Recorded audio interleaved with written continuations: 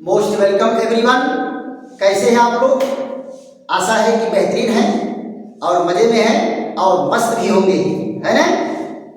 चलो बेटा, आज हम लोग फिर एक बेहतरीन वीडियो के साथ आमने सामने हो रहे हैं। टॉपिक तो बेटा आपको सामने दिख रहा है, हार्मोन्स पर हमारी आपकी चर्चा चलेगी। हार्मोन्स क्या है? हार्मोन्स एनिमल और प्लांट में दोनों में बनते हैं, तो दोनों के हार्मोन्स पर चर्चा हमारी आपकी चलेगी और हार्मोन्स के डिफिनीशन पर भी चर्चा चलेगी और बेहतरीन चर्चा हम लोग करते हुए आगे बढ़ेंगे और एक एक हार्मोन्स के एक एक पॉइंट पर हम लोग स्पेसिफिक डिस्कशन करेंगे। देखो बेटा, पहली बात आ गई कि ये हार्मोन्स होता क्या है। हार्मोन्स होते क्या हैं?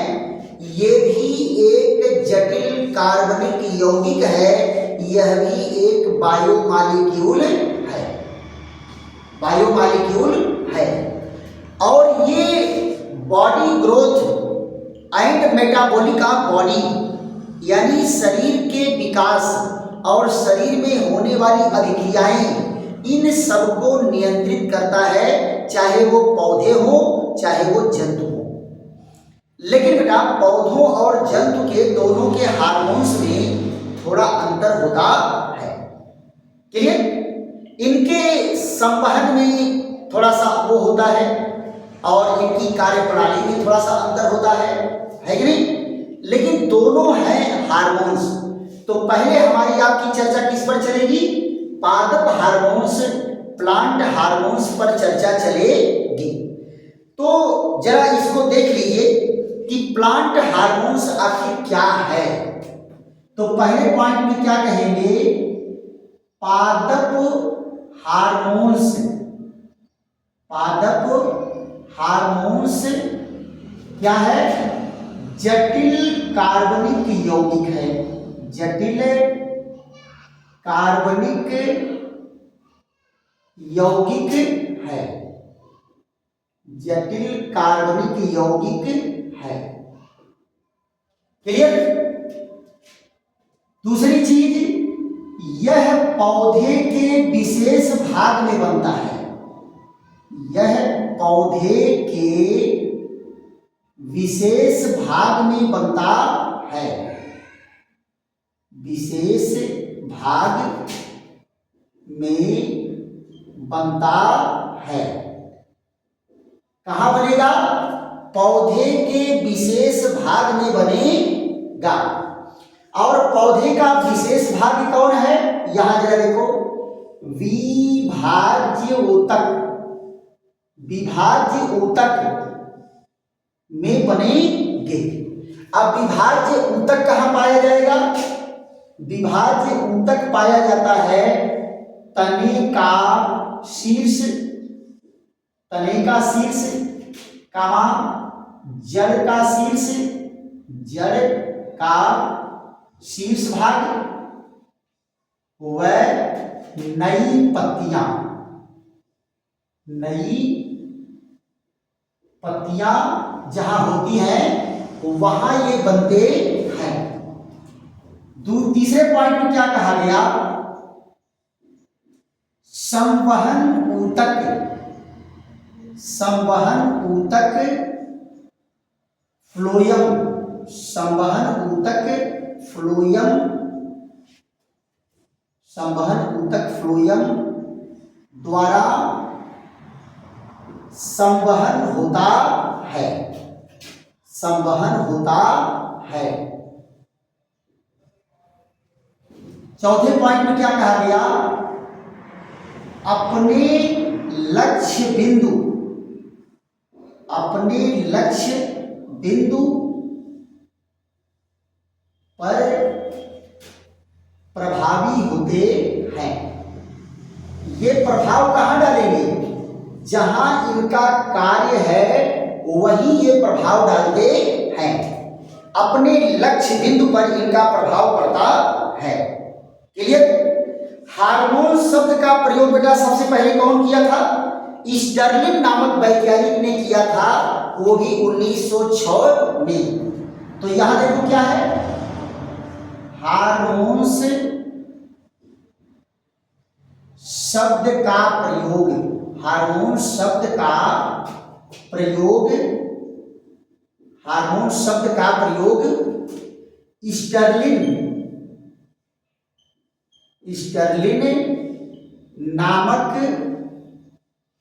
वैज्ञानिक, स्टर्लिन नामक वैज्ञानिक ने 1906 में किया था, 1906 में किया था। क्लियर? तो ये बेटा कंपटीशन का भी क्वेश्चन है। स्टर्लिन नामक वैज्ञानिक ने इसकी खोज कब किया था? 1906 में किया था। फिर उसके बाद बेटा आ जाता है पादप हार्मोन्स के गुण या लक्षण, है ना? पादप क्या है? गुण या लक्षण। क्या देखो इनके गुण या लक्षण क्या है?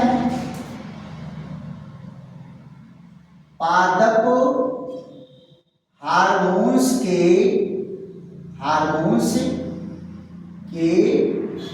गुण या लक्षण, गुण या लक्षण। ये जरा देखो इनके गुण या लक्षण क्या है। देखो बेटा क्या कहा गया? जटिल कार्बनिक पदार्थ है, जटिल कार्बनिक पदार्थ है, जटिल कार्बनिक पदार्थ है। दूसरा क्या है? वृद्धि भागों में, वृद्धि भागों में बनता है, वृद्धि भागों में बनता है। दूसरी चीज क्या है? इसे पृथक किया जा सकता है, इसे पादप से पृथक किया जा सकता है, या जा सकता है। इसे क्या करेंगे बेटा? पौधों से एक्सट्रैक्ट कर सकते हैं, बाहर निकाल सकते हैं। यहां क्या है? इसकी कमी से, इसकी कमी से विपरीत प्रभाव पड़ता है, विपरीत प्रभाव पड़ता है। अगर इसकी कमी हो जाएगी तो इसका उल्टा प्रभाव पड़ने लगेगा। इसकी कमी अगर हो गई तो क्या प्रभाव पड़ेगा? उल्टा प्रभाव पड़ेगा। यहां जरा देखो, यहां क्या कहा गया कि ये जो है अल्प मात्रा में, अल्प मात्रा में ही प्रभावी होता है, अल्प मात्रा में ही प्रभावी होता है, अल्प मात्रा में ही प्रभावी होता है, अल्प मात्रा में ही प्रभावी होता है। देखो बेटा क्या कहे कि पादप शरीर, पादप शरीर, पादप शरीर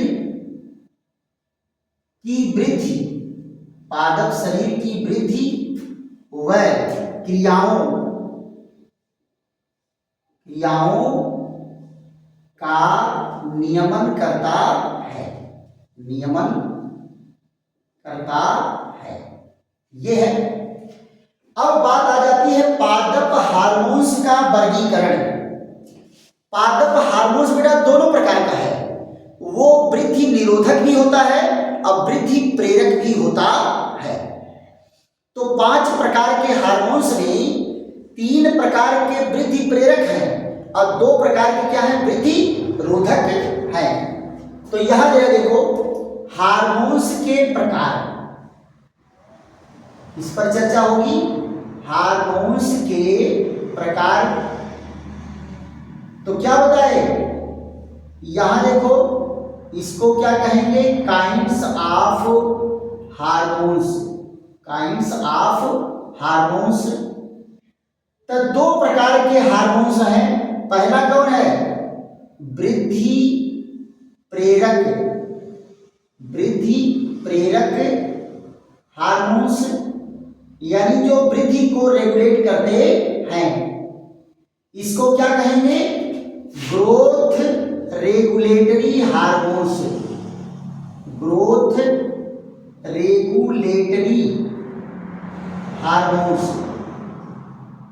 ग्रोथ रेगुलेटरी हार्मोन्स कौन है? यहां जरा देखो, 3 हार्मोन्स हैं जो वृद्धि को प्रेरित करते हैं। पहला कौन है? ऑक्सिन। पहला कौन है? ऑक्सिन है। दूसरा कौन है? जिबरेलिन।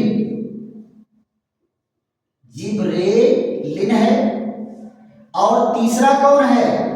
तीसरा है साइटोकाइनिन।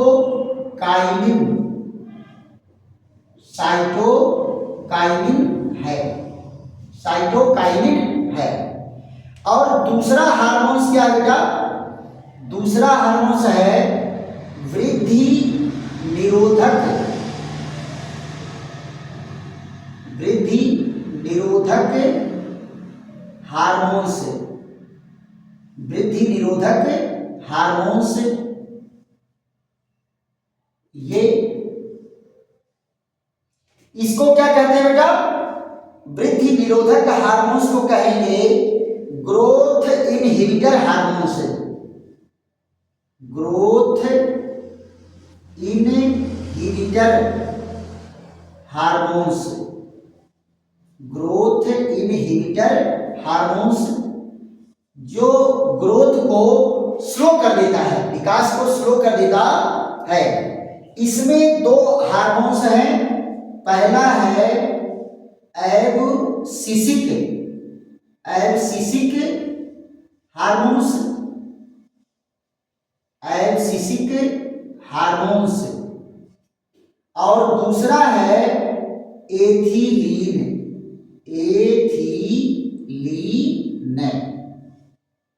एथिलीन। इसका IUPAC नाम क्या होता है? एथीन। क्या नाम होता है? एथीन। ये बेटा क्या है? ये एक हार्मोन्स ऐसा है जो गैसीय अवस्था में पाया जाता है। गैसीय अवस्था में पाया जाता है। और ये करता क्या है? ये फलों को पकाता है। फलों को पकाता है। जो पेड़ पर फल फूल पकते हैं वो इसी हार्मोन्स के कारण पकते हैं।